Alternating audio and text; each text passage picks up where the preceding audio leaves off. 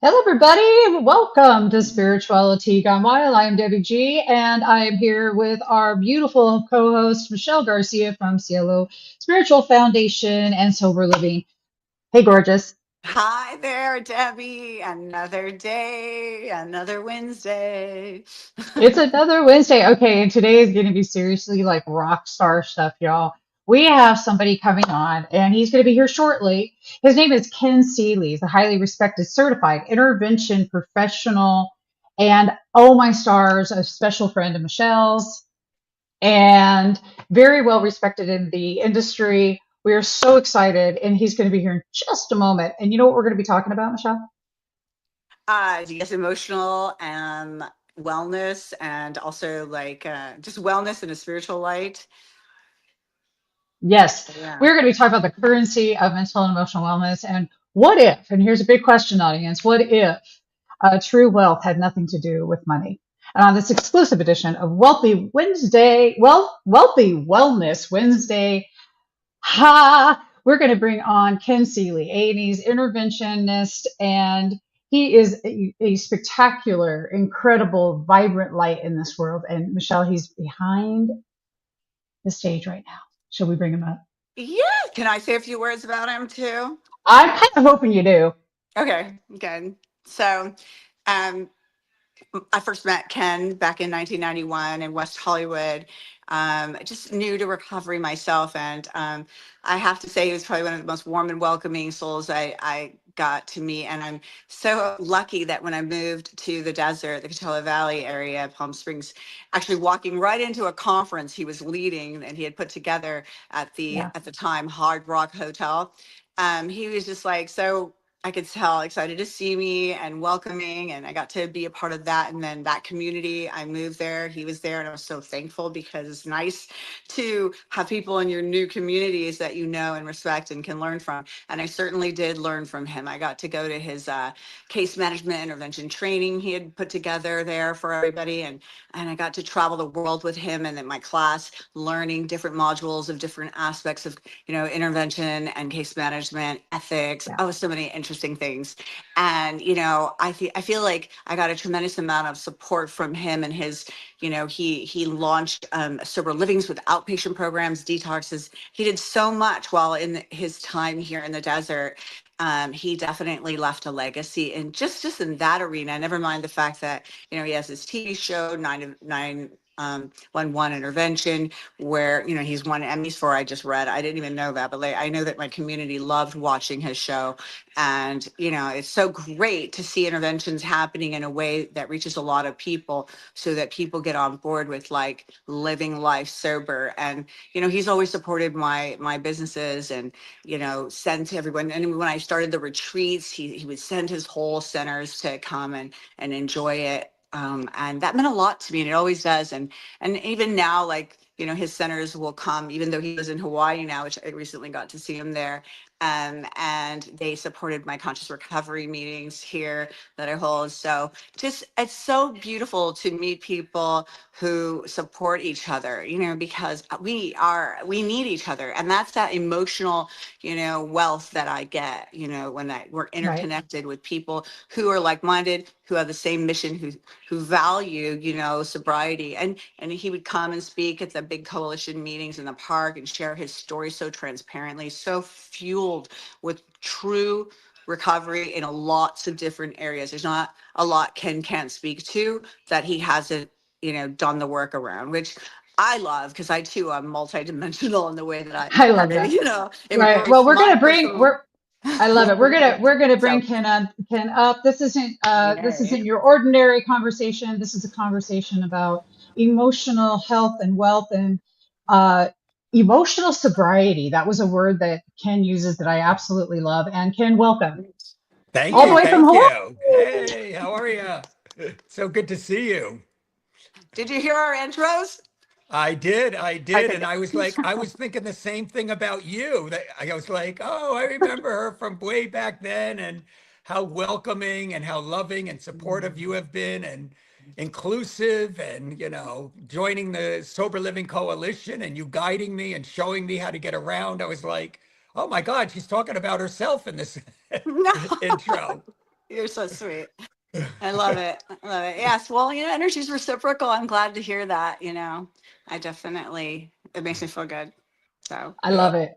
Well, Kim, we're going to dive in. I'm so excited to connect with you and meet you. Hello, I'm Debbie, and I want to take a dive down. What is the real currency of success? Emotional intelligence, mental resilience. What is that real currency? I think it's really the people that are willing to dig down deep and do the work. Like it's kind of like the hardest thing to do in the world, right? Like to surrender Totally. and say, I'm ready to do whatever you tell me to do, and I'm going to do it to the best of my ability. I think that's the hardest thing to do. I know. And I think that currency, once you do it, like so many people, I got a call at 5 o'clock this morning from somebody needing help. And for I would say like 6, 8 months, he's been needing help. And he just, oh yeah, I'll get to it. I'll get to it. And then finally today he was like, tell me what I need to do. I'll do anything. Please help me. And the currency is that willingness. I think it's that Mm, willingness. And now he's going to start IOP tomorrow. And that nice. open-hearted willingness to do whatever it's going to take to fight for the life that you deserve. I think that's it. If you have that, you have, it's like getting $1 billion. You don't need $1 billion because you have the tools necessary to give you that amazing life of your dreams. Wow. Oh, I have a question for you. So, um, I know that you advocate and you advocate beautifully in a multitude of different ways. But for yourself personally, can you share a story that was like one of your favorite, most meaningful turning points in your capacity to dive deeper into the work and then the breakthrough that came from that? Oh my God. Well, one of the ones that's a rough one because I'm going to get a little bit vulnerable here, okay? Okay. I don't I don't like that question, but I Sorry, do because but it's I do juicy. It's yummy. That was so good. right? It is like what was it that got you to a turning point to make another breakthrough is what I heard, right? Right. Yeah. So it was years ago when I was down in Palm Springs and we just opened up our sober living. And let me see if I could get my face better in here because it's awful dark, right? Yeah. Yeah. Yeah. Let me, Yeah. I can hardly see you. yeah, let me see if I could. Sorry So about Hawaii that. glare. I know I couldn't see, what it looked like before I got on, so I couldn't tell. Sorry about that. No, it's okay. I think it's still kind of bright, but I know. What is it? Let me see. You want to face the light. Oh, go the other Just, way?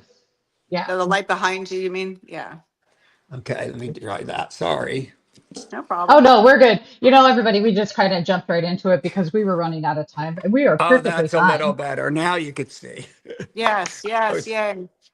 All okay. right. So we're going to hold space while Ken gets vulnerable. Uh-oh. So, I don't, I didn't really make it public, before because it's kind of embarrassing and shameful, right? Like when I had my sober living down in Palm Springs, the CEO of one of the treatment centers that referred a lot to us, Krista, you remember her, right? Hmm. Michele, she said, "Oh, I'd love to go to lunch with you." And and I was like, "Oh, I love seeing Krista. She's so sweet and so kind and so loving." And so Eric and I get up, go to lunch with her and we sit down and she's like, some of my clients at my treatment center are complaining because they say that you yell at them because they don't do what you expect them to do. Oops. I'm sorry. Oops, Okay. daisy. You were yelling. Okay. Okay. And it was because it's so simple to stay sober and to do the right thing. But then they sleep with other clients and they do what we do in early recovery. They Right. break all the house rules and they do all these things. And But I'm thinking it's so easy. And I was like, yeah, but I'm just trying to tell them that this is She was like, they're not understanding your communication skills. I get it, They were. Ken. Okay. I was like, here's like this woman that I put on a pedestal because I love her so much, and she's, Mm. such a good friend and such a, an amazing person. And, now she's telling me that what I heard is you're a piece of crap, you're no good, Oh, why are that had to you have been tough. Yeah. why Yeah. are you hurting my clients? Right? No, Why are you, abusing my clients? That's what I heard. But that's not the way she said it, but that's the way of my course. brain Yeah. works, right? Right. And so John Southworth, you remember him, of course, Oh, our God dear rest his friend. soul. What a love. Yes. And so him and Eric, we all sat down and they did a little intervention on me and said, maybe you need to go to treatment for a couple weeks to get an assessment Mm. about, my dad always jokes with me and says, remember you went away for anger management and it didn't work? I said, you went to treatment for anger management and it didn't work. But so I went to Pine Grove and I went Mm. for 2 weeks and I ended up staying 11 weeks for, Nice. doing the PHP program, professional enhancement uh, program Hmm. at Pine Grove. So it was like a breaking point for me. Like something isn't working in my life. And this is when I had like 23 years sober. So it wasn't like I was, new or something. It's just, this is how the disease works. It's going to hit you all different ways at all different times in your recovery. So Mm. I just want to say, like, but it's that you really do challenge yourself. I have one sober house. You had several with outpatients, with massive stuff. So I'm just saying, like, you definitely enlarged your life massively. So when we do that, yeah, we have to step up our recovery to match that, I guess, and I'm so thankful you do that, so go on. It's like, yeah, it's true though. Like, and I always say, like, if I'm not willing to do the work, then how can I ask other people to do the work, right? true, true, yeah. So then That's a big one. when I had 28 years sober, people were telling me like trauma is a big thing. And I was like, oh, I never really been physically abused or mentally abused, growing up, in my household. Everything was amazing. Had a normal childhood, but I realized like every day going to school was like walking on the front lines of a war zone because I was bullied every day. Oh. And Mm. from 4 to 14. So then I Mm. went to Spirit and I did 6 weeks of it was, I think they were like 5 days each time. So, 6 work weeks. I went and I did some trauma work on myself within a year. And, that was another thing that opened up my eyes and really took me to another dimension where now it's all about trauma, right? It's all Right. about trauma. So that's all it is Completely. art, That's like what right? they say. If Yeah. you're not even doing treatment if you're not doing trauma work. Yeah, you're not. Well, You can't. Right. I just love this because you're talking about something that's really close to my heart. I mean, we talk about this all the time and about the trauma that lives in our bodies and about the Yes. things Yeah. we're not taught to move that through. Yeah. So, but I really want to get into the anger thing because I mean, quite frankly, I resonate with you so hardcore. I It's so have embarrassing. It's so fucking embarrassing. Oh my God. Like, I mean, nobody wants to come out here and talk about the fact that they might be sometimes a little bit on the asshole side. But the fact, okay, but I want to honor you for doing it because I've done it so many times. Yes. I mean, Lord jeez. And Michelle, look we all can, I think, when you're a strong personality and you love so deeply, and it shows us a lot about your heart, Ken, about Yeah. the depth of who Yeah. He's you passionate. are. You You get, yeah, are. exactly. You care so much that you're willing to piss someone off if that's what it takes for them to hear you. And quite frankly, I just think that that's some badassery right there. And warrior, you are. Woo! So I Thank thank you. you for your anger. I thank you for your passion and for sharing what you had to do to walk through that. What is one of the Yes. tools that came forward for you in dealing with anger? I'd love to know. I think one of the tools is number one, identifying, the traumas and really, connecting with it. And then I got, certified to be a certified trauma professional through that process. And, I've been so fortunate, like at my treatment center, I was able to do trauma eggs with my clients. Yeah, I remember that. You told Oh, Remember me. can you them? please tell me? Tell me. Oh my God, they're one of my favorite tools in the world to help people through trauma I'm Hmm. so because excited. yeah, Tom Pecca and Judy Crane with Spirit to Spirit, they trained us how to do them. And but I love doing them because the trauma egg is you draw like on this big board, you draw a circle like an egg, and then you start at the bottom at your earliest trauma that you recall, and then Hmm. you go to the top to your current age, and you Hmm. draw pictures of each trauma that happened to you. Oof. So like some Hmm. of the ones that were in my egg were like I always say, at 2 years old, that was the first one I remembered. And, my parents bought a sister home and I was like, what the fuck is she doing here? Hello? We were fine. We don't need someone else because all the attention was on me, right? What is Oh, all dear. this? We don't need That's this. Oh my that's God. real. Who's ended up being my best friend and, the one I connect with the most in this entire world. But I didn't I see remember that that. at 2 years old coming. First. I was like, First, wait, how did she get here? right? What That's is this funny. all Yeah. about? How come I'm being ignored now? And then when I went to school, like preschool, 4 or 5 years old, I remember like climbing under a table and just sitting there waiting for the class to end so I could go home, petrified of Oh. everybody. And, Mm. being invited to a birthday party because none of the kids really wanted to hang out with me. And then I was so excited. I went home. I said, oh, I got an invitation to a birthday party. And my mom took me shopping to get a gift, and I was so excited to show up with the gift. And I sat in the room with the kids to play. And the minute I came to the room, they all went to a different room.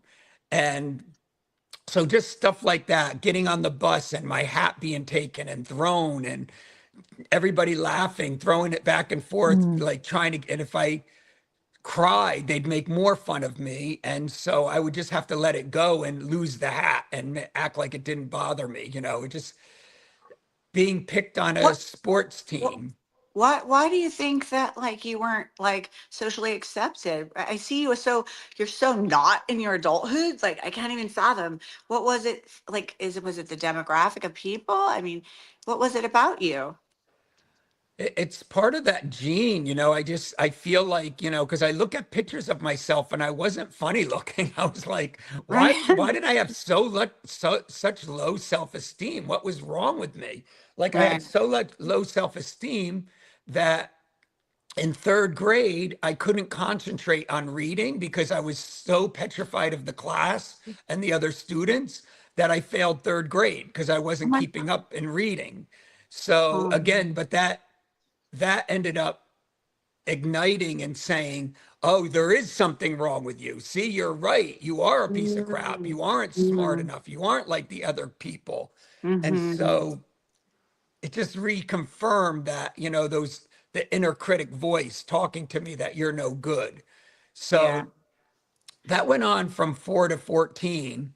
And then at 14 is when I started drinking and doing drugs. And, Oh, you young. know, then it just, changed. And I was like, oh, I don't care what people think when I'm drunk. Yeah. Mm. So Mm. Lots of interesting things that come up with bullying, but also I think that this is so rampant. It was rampant for my sons because they were big. They were yeah, really big. So believe it or not, they got picked on. I am really big. I'm 5'10", and so I also faced a lot of that. I mean, because some kids are really mean, Mhm. and Yeah, some people, and they're projecting their inner world from their experience. The experiences that we receive, it's I wasn't taught to defend myself in that sense, to Yeah. shut down or not, and I get that. That's an emotional stuffing that we do. And then you start Yeah. drinking so that you could, Yeah. because you're just trying to be happy, feel normal, but you process sure. differently because you're probably very neuro advanced. Yep. And it's interesting. So, you're doing all that work and all those traumas are happening, but what they do is they teach you like survival skills. So you Sure learn how to do. manipulate quicker, you know how to read a Mhm. room quicker, so Right. it sharpened all those tools for me, right? It like prepared me for my career. Like when I walk into a room and I see a family that I'm doing an intervention with, I could see who the weak links are. I could see who's going to be the ones that are going to help me get across the finish line. I could feel that because they sharpened all those tools for me. I love it. Yeah. It really helped me develop who I am and what my gift is to the world. And, so going back to the trauma egg, what you're doing is you're looking at those patterns when they happen. So they draw the pictures because they use the opposite side of the brain, right? Than Okay. writing it down. So Mhm. they draw the pictures, and when they're drawing the pictures, they get in touch with the emotion. So then when they present it in front of their peers at their group, the other people, they're experiencing it in real time, like it happened that day. So the emotions come out with it is what you're hoping for, right? That Right. they Yeah. get to experience that. But what I look for as they're going through their egg and I take notes is I'm looking for the similarities in their behaviors from each trauma. And then I'm able to tie it together in a bow at the end and saying, Mhm. look at this one, look at this one, look at this one. This is where you isolate. This is where you manipulate. This is where you know, all of those things worked fine and dandy during that process to protect you, but Mhm. they are part of your illness. And now we need to examine that and look at that to show you like, reacting like what I was doing when I get mad at those kids for not doing, I was reacting instead of responding. That Got was it. a Yeah. that was a trauma reaction of That's so vulnerable. Yeah. It's spot on. I it's mean, that's a good So awareness. good. but Hmm. teaching people that is like such a heaven experience to say you don't have to react like react like a 4-year old, because you're still reacting like that 4-year old. You're shutting down, you're yelling and screaming instead of communicating. So when you acknowledge that, you say, okay, am I going to react to this or am I going to respond to this? And it's a new tool that, I was 28 years sober when I learned this stuff. It's like, I don't want people to have to wait all those years. Let's get it in Bless your early heart. recovery. God, yeah, I know, right? God That was bless. that Yeah. was a brilliant freaking tool. Y'all, Hmm. are you going to respond or react? Or react or Hmm. respond? I But love how I you mean, talk.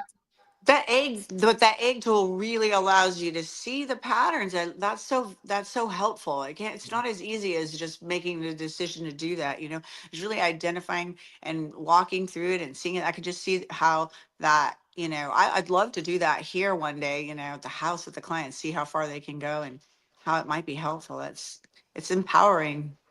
Oh, it was I the I most powerful thing I ever did in my life. Like to see Wow. that. It was so clear as day. It was like, why didn't anybody teach me this in Yeah. junior high?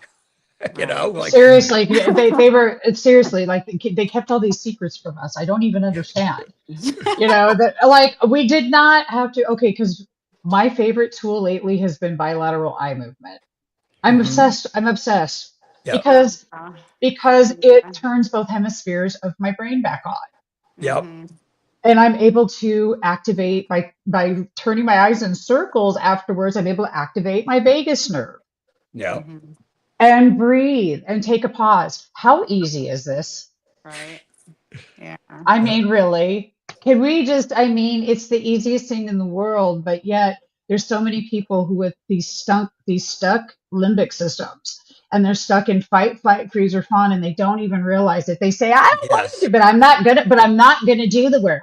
I don't want to do the work. I'm not gonna do the work. Oh yeah, I They hear. could be, I don't know how to oh, just, meditate. I can't meditate. I can't I'm do like, this. don't even like, just don't even, just lay there. You don't have to do anything. That's why I love the sound baths, because it's like, just, you know what, just be. You know, Yeah. It's sneaky. I got to Sound do a bath. sound Sound is bath sneaky. actually, for Ken's the property you own, the now treatment center there, for their staff, and that was such an honor, because sometimes, you know, the staff get, you know, a little overworked, a little Yeah. tired, and if they don't quite have enough time because they're so Yeah. passionate about doing the treatment work, which can really consume you, and then it's like so vital to bring something like that that can nurture and allow people to have like a Yeah. reset. You Yeah. know, I mean, it's really beautiful. It means a lot to me because I know what work burnout looks and feels like, and I just like, you know, I just love to be able to give people a break, you know, like a pause, and, you know, a beautiful experience. Yeah, the Meditation works. vibration, right? When you're laying in a sound bath and just the vibration going through every cell of your being, like Yeah. it's a cleanse. And I Hmm. think having all these modalities available to these newcomers, but like we talked about at the beginning, it's really all about being vulnerable enough to say, I need help. Like that Yeah. call this morning, it was, I need help. I'm going to go to the emergency room because my mind is going crazy right now. Yeah. And when it gets that bad, that's when we surrender to doing things other people's ways. And the gift of recovery, I don't have to wait for it to get that bad. I could have early warning signs and be guided with support around me, like to go do these Yeah. retreats.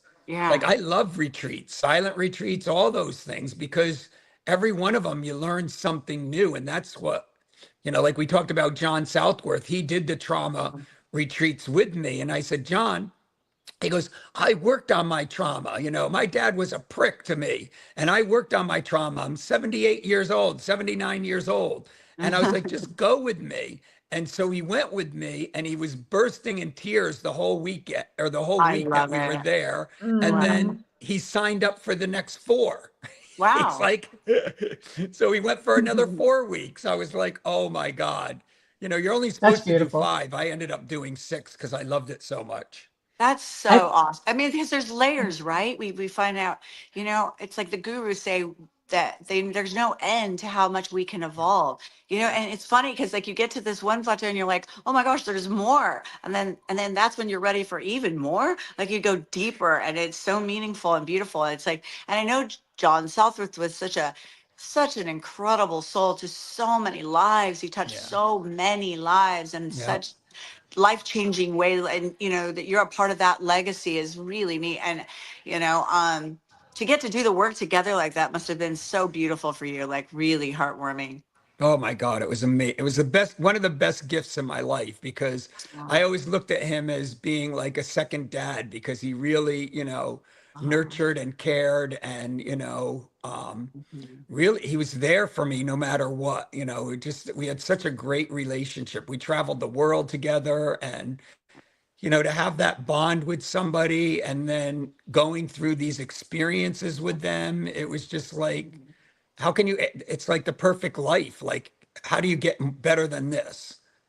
And that's what recovery is available for every single human being out there. Like, I just was again, I'm always wanting to learn. So I live in here in Hawaii, and there Yeah. was an event that Hawaii, I think, is the only state that has a trauma response, division within the state. And wow. and they Wow. and this woman that's running it, they had a doctor from California that was there, and they had the governor. So those two were on the panel. And also our governor in Hawaii is a physician also, so he's aware of medical conditions. So Nice. the two of them up there talking on the panel about trauma was freaking amazing. Like they were Yes. saying, do an ACE exam, do that test, the ACE test. Yes. See what she was like. 1 out of 3 people are affected by trauma. 1 out of 3. Oh I yeah. mean, that's everybody you see out here, right? You walk down the I know. street, that's everybody. We're Everybody. all affected. Oh, I'm going to tell Well, you, it's so funny. People say, "Oh, like they get sober, and they're like, I don't have any trauma, but I don't have any trauma." I'm like, look, just the fact that you did drugs was trauma in and of itself. Okay, let's just start there. Okay? Need The I say things you more? do. But we get in like denial, like there's nothing wrong here. Like, Yeah. look, I'm already willing to be abstinent. Isn't that enough? No, What did you do to get the drugs? Oh, I know, right? prostitute. Yeah, Oh, let's start prostitute for there. drugs. Oh, there's that's not a. that's precious. Exactly. I have to I want to recognize your vulnerability in talking about what that you went through, but I also want to talk about the fact that you made a choice. And choices are really the key in all of this. Somebody has to make a choice to do it differently when the shit's not working, it's hit the fan, your life isn't where you want it. Yeah. I say probably necessary to do it differently. I love that you said you might need to do it another person's way for a while. Yeah. Try a different way.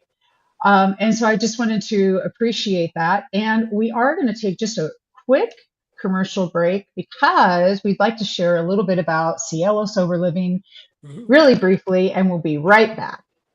Welcome to Cielo Sober Living, a spiritual haven in Coachella Valley, featuring 12-step work, sound bath meditation, conscious recovery meetings, and other holistic practices to build a strong foundation. Michele Garcia brings value to the program with a holistic approach. She guides and supports residents with care and dedication. Meals are provided, and dinner is shared together each night. Experience a safe and nurturing environment that fosters growth and healing. To learn more about our transformative offerings at cielosoberliving.com or call 877-394-8355. Yay! We love your place, Michele. You do such great work there. Thank We you. we absolutely do. I want to take this opportunity to take a dive down. Why is mental health a priority? Mm, I think right now the priority is because we're realizing like there's so many sick people out there right now, like, mhm. Mm, suffering. I mean, you see it with all the shootings, you see it with all the dysfunction within the, communities. Like you see people, I mean, look at the homeless rate alone right now, right? That's a huge sign of mental illness taking rampant in communities. You see it when you walk in those, down here we have it called Chinatown, but every town has their Chinatown, right? Where people are all drug infected and, doing drugs and buying drugs and selling drugs. Yeah. Everybody has that in their community, but mental illness is really starting to take over. It's really, and especially in today's world, in the United States and the climate where, we're being taught right now, it's better to have conflict and fight and win than being united as the United States. We're being trained right now to fight. Like when they say in trauma, fight, flight, or freeze, we're in crisis mode right now in this country, and it's feeding the mental illness is what it's doing. It's Mm-hmm. not healing it, it's feeding it. because And it's traumatizing it. It's yes, it's traumatizing It's a us. It's ripple effect. It's a ripple effect, and the fact that we've already established, you both have already established very significantly that this is very much a trauma issue. yes, All of this is. So when you bring this into mental health, what are the things that we can do as individuals to start bringing better mental health into our lives? Because each of us need to be responsible, I think, for our own mental health. And True. we see that there's so many out there that are suffering and struggling with their mental health. So let's be an example and show them what it can look like. So I'd love to know, what are some of your mental health priority tools that you do? when you get up? I mean, you live in Hawaii, so that's a big one. Yeah, right. I mean, just period. So Yeah. let me, Nancy, let's see. I was just texting, my sponsor this morning, and we were going over this, about, and I still, 35 years sober, and I still work with a sponsor and, do the things that I need to do. Like I'm going to her house in an hour to go, do step work with her. And, she's got Awesome. 44 years, right? Wow. So, Yeah. You we don't both stop got doing the work. we were at a Woo! meeting last night together, a Nice. 12-step meeting with my newcomer that just relapsed on Sunday and he has day one again. He Mhm. ended up going with us to the meeting last night. But Beautiful. but it's really about like you could really see it. It's the people like I was watching, social media and people are not afraid to attack other people publicly anymore. Like it used to be, if you had something negative about something, it would be called gossip, right? You would go behind their back and gossip about it. Oh, did you see so and so? And that's not healthy either. But we have excelled in this country where people are putting their hate in words on social media. So I don't care about what side you're on. None of that matters. We should be on one side, period, together. That's it, Mhm. 100%. one side. One But side. but when they talk about, the big gossip out there is Michelle and Barack Obama are getting divorced, and something was like, oh, learn what Michelle's doing now with her career. And there was thousands of comments. What is Michael doing? What is, calling it like a guy that's a woman? It's like the Um, hate that is out there right now. Like oh, a- finally. anybody that's doing that, like we all have our own perception and our own beliefs. But if you're sick enough to put it out there in that format, then you need this treatment. You need help. Like I don't go out there and express my personal beliefs on a platform that other people may have. It's okay to debate things. That's normal. But to put hate behind it, and that's what we're being trained to do right now. There's Yeah. so much hate that is going on from the leadership that is Mhm. teaching us to fight right now. Like, be hateful, be cruel, say those things, and empowering people to do it. Those, I believe, are the people that need this kind of work the most. Mhm. And what I do for mine, like the doctor that we saw from LA, from California, she was freaking amazing. I wish had enough time to look up her name, but she was freaking amazing. And she wrote a book on trauma, and she's, she's within the government, but she said to deal with trauma, you have to make sure you get appropriate sleep, right? You have That's so to, good. I like that. the appropriate sleep. You have to meditate, right? Meditate on a regular basis. So I got up this morning at 4 a.m. Mhm. and at 4:15, I meditated until 5 a.m. So I Nice. meditated 45 Wow. minutes. I try to do it every single day, 45 minutes before I start my day. Nice. And then you spend time in nature. Then I walked up the mountain and took my dog for a hike up the mountain for an hour. I love it. So That's that was all before 7 a.m. I got home at Nice. 7 a.m. and I took a shower and I went to exercise. I went to the gym and worked out with a trainer, which is another one, exercising.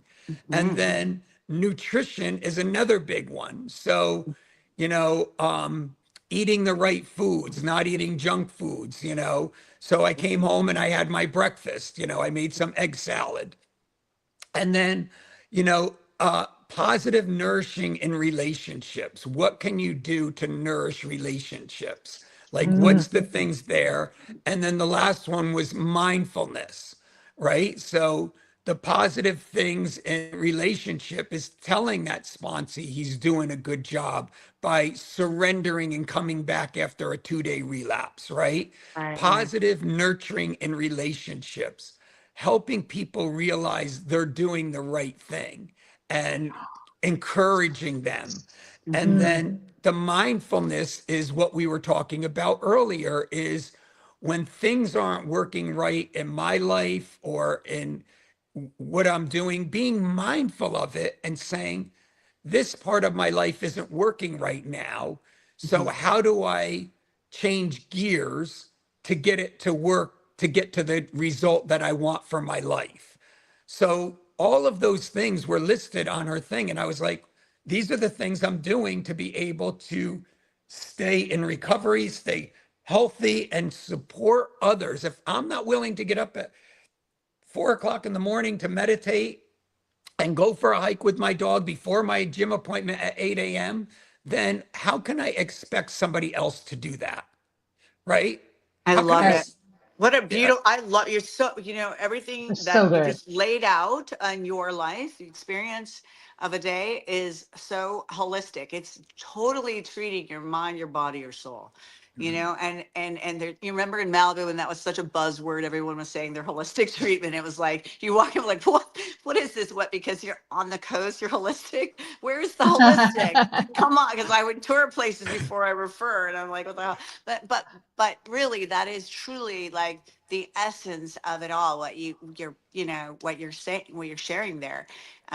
It's truly beautiful, and I work to do that myself, because part of my recovery, is taking care of my physical well-being, my emotional, my spiritual, my joy and well-being. Just being with my dog when I go for a walk, it brings me so much joy just yes, watching the joy she gets from it. And I know, we share in that, like dog lovers and all. It's just like a beautiful, emotional feeding to me too. So and then, of course, cognitive, learning something new, like you went to that conference and you're listening to these intelligent people who are out there learning more and giving more to the community to enhance. And then also looking at the negative that's happening on social media and going, this is not good. Let's do something, to be raise awareness that this isn't healthy.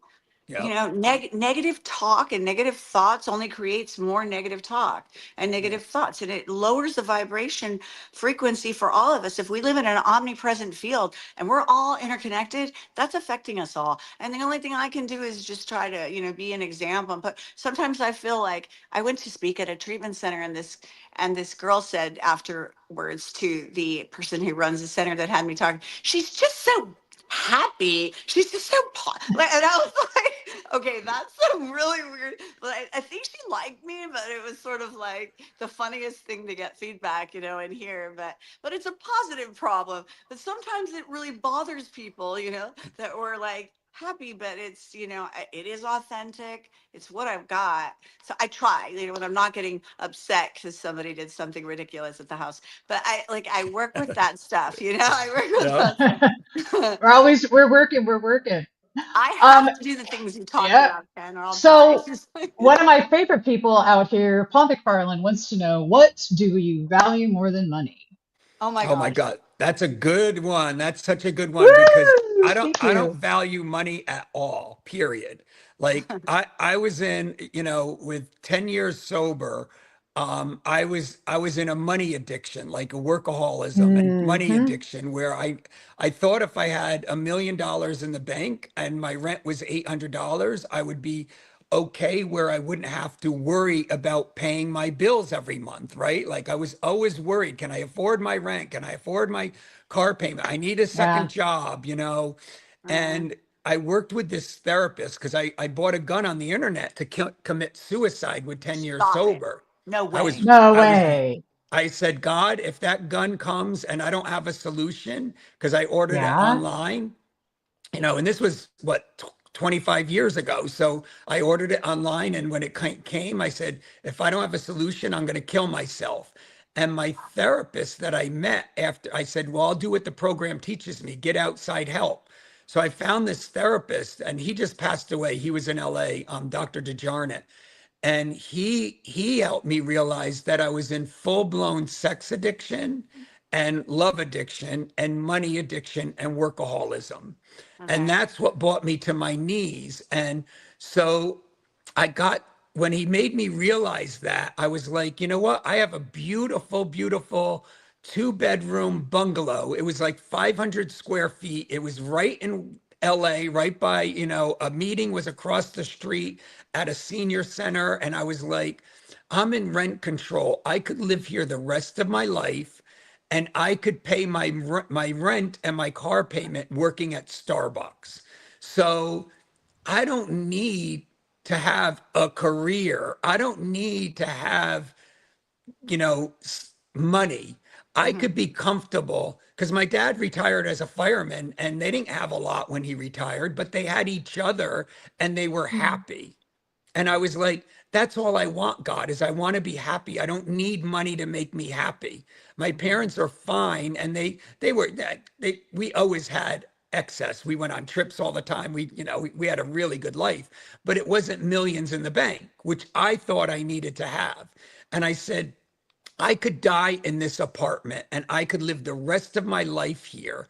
And once I did that, and I said, and my mother said to me, I told her on her deathbed when she was dying, I said, you're the reason I'm successful because I used Oh, to run the West Hollywood Alcohol and Drug Center and I made $310 a week by managing it. oh And my I God. and my mother said, you were the happiest running that West Hollywood Alcohol and Drug Center. And I've never seen you that happy. I said, yeah, Wow. Mom, but I was always broke. I was like, it's a nonprofit. There was no money in it. And she goes, it doesn't matter. You were happy.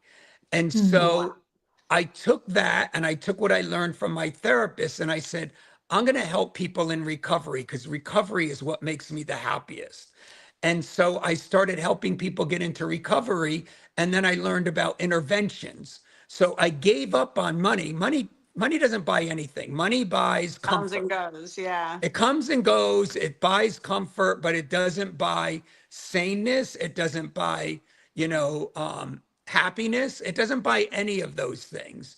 So what I realized in that moment is that helping people is what's going to make me happy. And Mm. so I I get the started doing chills. interventions when I learned helping people to get into recovery. And I learned, I didn't even know that was a career. And then I learned it was a career. And then I got trained in doing it. And then I got really good at doing it. And then I had to hire new interventionists and train new interventionists. And Yeah. it just exploded. And the money showed up in ways that I never could imagined. And, so I don't really put a value on money. I put a value on, like, I don't care if you go to Starbucks and you work every day serving coffee. If you could make that customer's experience the best experience in that day, you are going to bring happiness into your life. And 100%.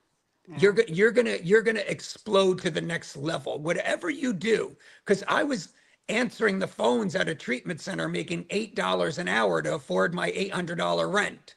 So I was doing exactly that. I was just doing something that made me happy, and feeding my soul, and it exploded where the money showed up. I So love that. That's a gorgeous story. That I is want to so cry. good. Like I That is literally so want good. and Ken, to side note, the first meeting I went to in my life was West Hollywood Drug and Alcohol Center.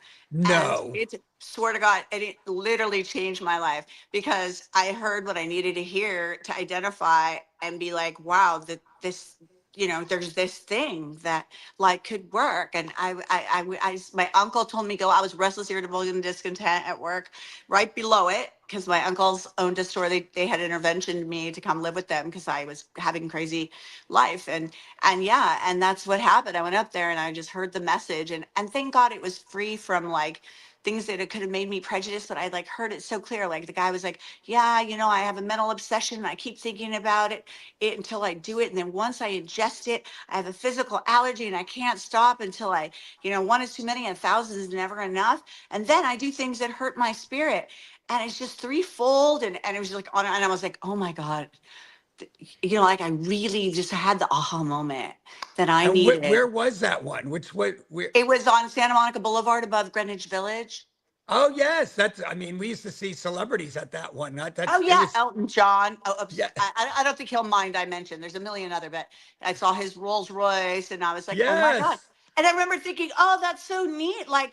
Cause I didn't know, I was like, all these different people are actually sober. Like anyone could be sober. It's like, there wasn't much of a stigma that was bad for me from what I was getting and seeing, and it was really cool to be sober. I was young still. I was like in my early 20s. So it was like, thank God that like all these other people were so in it. Yeah, I love it. I was like 26 when I got sober, and that's where I went to the noon meeting there almost every day at that Oh my drug and alcohol gosh. center. And Yeah. then when it moved to the other location on Crescent Heights, that's Yeah. when I started working there. So Nice. that That's like that's cool. I love it. So Joe Steiker says he loves the reminder that the work is never done. no, Thank you. And I just am grateful that you have brought work forward that helps us to Uh, be a better mm, human, just to I be know. better, just to be better humans, And I absolutely think that right there is amazing. But the fact that you followed your heart Yes. and your passion, and that And through then that, that in but it that is didn't, abundance. In that yeah, money comes to you because woo, lots you of it, are in alignment with your heart purpose. abundance. And your mom and the story of her noticing that for you with you and you getting to be there for her the way you were before she passed just recently. And a sober man that has accomplished so much. I think I heard a story. I don't know if this is true, Ken, but when you got your Bentley, you got it because you had told your mom that you'd always wanted one. You kind of just like wanted to just like have one because because you could. no, it's similar to that. John Southworth, he went out, and we had a friend that was in our sober living that ended up running the Bentley store in Palm Springs. And he goes, I could I get know you in him. a yeah, he goes, I could get you in a Bentley for what you pay for your other lease. And we were like, no, you can't. And so we went down there, and John went without me. We were going to go down together. And I Gosh. said, I want a white on white one if he could get us a really good deal on it. And John went down there without me and got the white on white. Oh Oh, my gosh. And then the next day I was like, there was a party, and the guy, I went to the party at the dealership, and he said, here, take this one home. And he goes, just drive it for the night. And I was like, loved picking up my parents in it, and So chauffeuring them sweet. around. And, Uh-huh. so I came home and I was like, Eric, it costs the same as the other leases that we have. It's only a little bit more. And it was a stupid decision. I was like, No, it's sweet. Oh my God. I know the kid that manages that Bentley that's super store. cool. He went through your center, and I don't know yes, because he came to my sober house back when it was in Sky Valley, and he was with a group of people that came to one of my parties, yep. and I was like, he became like the best salesperson, and then all of a sudden managing it and running it, and he went through your center. That's so cool. And then you end Now he up runs buying all something. of them. Now he runs all of them over there in Yeah. the high It. end cars. So Yeah. That actually, is we just got a car from him recently. We got our car from over Nice. there recently. It was a Defender, not a Bentley, but we got a Defender, and he, because he oversees all those car dealerships there. Yeah. And That's then we so shipped it cool. to Hawaii. So we still stay in contact with him. He's a great guy. I love that. I It's love that. nice, Well, nice to support each other. I mean, Yeah. well, we're coming to the end. We're coming to the top of the hour, so we're going to close out. yeah, I would just want to leave a message of appreciation and gratitude to those that are watching. Yeah. Hopefully what you've heard today is that it's a choice and that you get to make it and that you're the one making it. And hopefully what you've heard today is that you can take control of your mind, your body, and your spirit.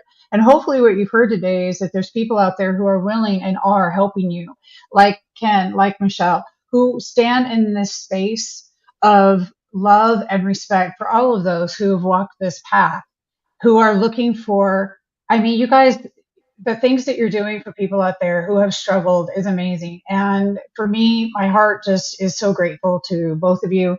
And I want to thank you.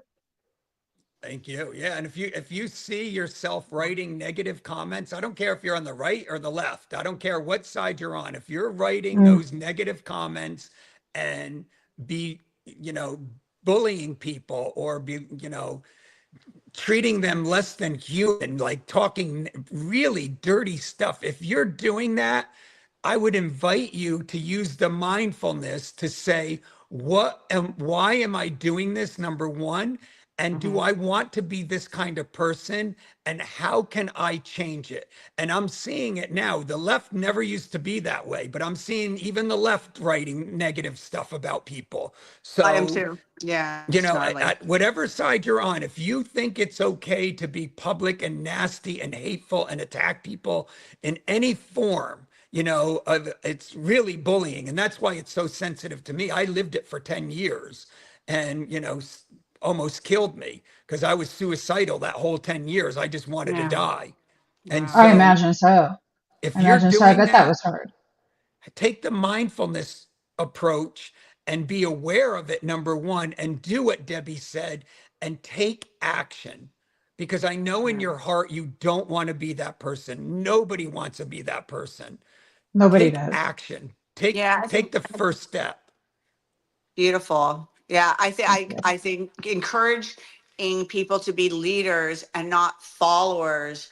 You know, it's so easy to get caught up in, you know, the majority is going into being these like herd of people with a negative stream and flow of words. And, you know, just to be able to be the leader and have your own voice of truth and allow it to come from a more God-centered place. And I'm not trying to Yes. be like religious, godly, or whatever. Just like when I say God, I just mean good, the good in you. Yeah. Reach down into like, you know, or just even positive, you know, like whatever, you know, it is that comes to you. And if you can pause and notice, like, wow, that doesn't really serve me or anyone. Well, let me like allow myself to have another thought, discernment, you know, like, you know, we learn to do in business and or healthy relationships, you Yeah. know, Yeah. they're built on being able to think past the first thought and then decide what's in the highest good, right?